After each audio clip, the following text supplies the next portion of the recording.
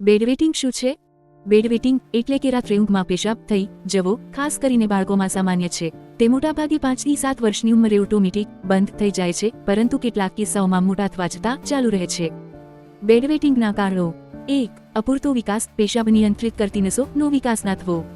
2. ઊંઘ દરમિયાન જો પેશાબ ભરાઈ જાય તો મગજ તેનું સિગ્નલ પ્રાપ્ત કરતું નથી.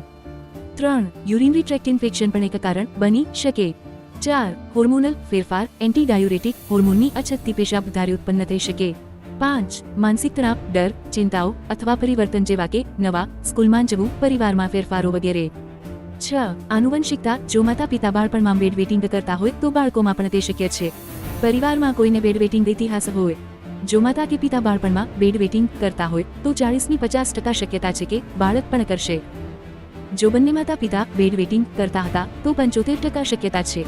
7. મૂત્રાશયની ઓછી ક્ષમતા, કેટલાક બાળકોના મૂત્રાશય પૂરતો વિકાસ પામેલો ન હોય, તેથી પેશાબ વધારે સ્ટોર કરી શકતા નથી. 8. કબજિયાત, સતત કબજિયાત હોવાના કારણે આંતરડાઓ મૂત્રાશય પર દબાણ કરે છે, જે રાત્રે પેશાબની સમસ્યા સર્જે છે. 9. એલર્જી અથવા દમ કે શ્વાસ લેવામાં તકલીફ હોય તો ઊંઘમાં શરીર વધુ થાકી જાય છે અને બેડવેટિંગની શક્યતા વધી જાય છે.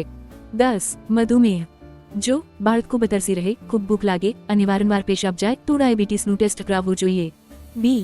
માનસિક અને ભાવનાત્મક કારણો: તણાવ અને ડિપ્રેશન, જો બાળક કુટુંબમાં ફેરફાર જેમ કે નવું ભાઈ બહેન, માતા પિતાના વિવાદ કે નવું ઘર જેવી તણાવજનક પરિસ્થિતિમાં છે તો બેડવેટિંગ થઈ શકે.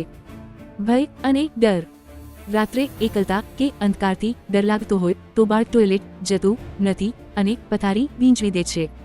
અનુકૂલન સાથે સમસ્યા, નવી શાળા, નવા વાતાવરણ અથવા પરિવર્તનને અપનાવવામાં મુશ્કેલી હોય તો પેશાબની અણધારી સમસ્યા થઈ શકે.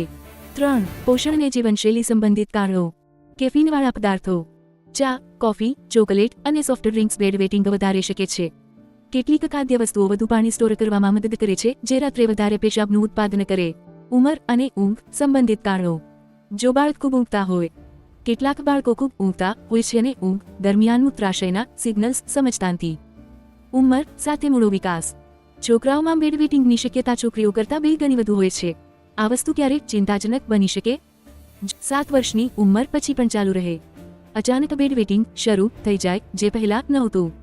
પેશાબમાં દુર્ગંધ, લોહી કે બળતરા અનુભવાય. વારંવાર દુખાવો કે પેટની તકલીફ હોય. અન્ય તબીબી સમસ્યાઓ સાથે સંકળાયેલું હોય.